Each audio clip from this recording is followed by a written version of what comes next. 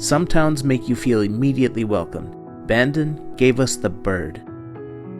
Our first stop was Bullards Beach State Park to visit the Coquille River Lighthouse.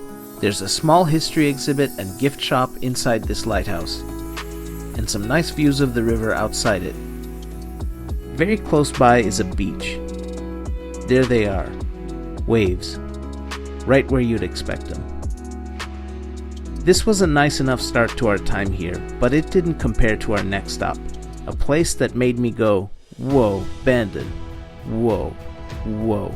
Take a close look at this giant rock. Do you see it?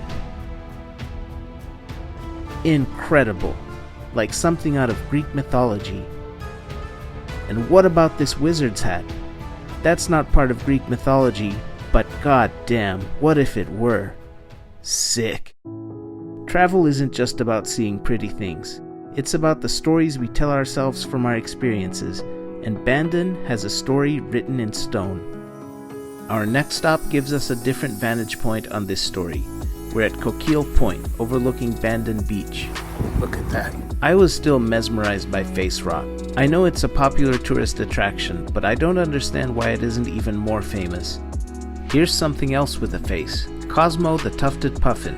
Unfortunately, Cosmo's face is trash. This work of art is constructed entirely of garbage that ended up in the ocean.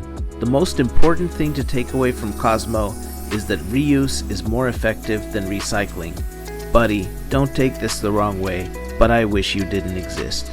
You can get some fantastic views of Bandon Beach from Coquille Point, including this very cool arch and other rock formations. There's also an abundance of wildlife here. This is actually part of the Oregon Islands National Wildlife Refuge. If these views alone aren't enough to quench your thirsty eyes, there's a pathway you can take further along the overview. Closer to the entrance of Coquille Point, there's also the option to take these stairs and go down to Bandon Beach. The name Bandon comes from Ireland, though of course Native Americans were here first and displaced by the settlers. Another interesting fact is that before this town was called Bandon, its name was Averill, until Irish settlers changed the name to that of the town they came from in Ireland. I personally like the name Averill better. Come on, settlers, why'd you have to go and make things so complicated? Don't forget to like and subscribe, y'all!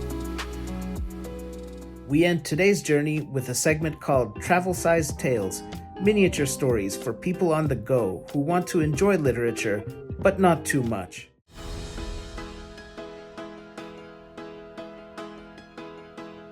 The Colossus rose from the ocean floor, awaking from a 2,000-year slumber, just in time to see climate change. See you next time.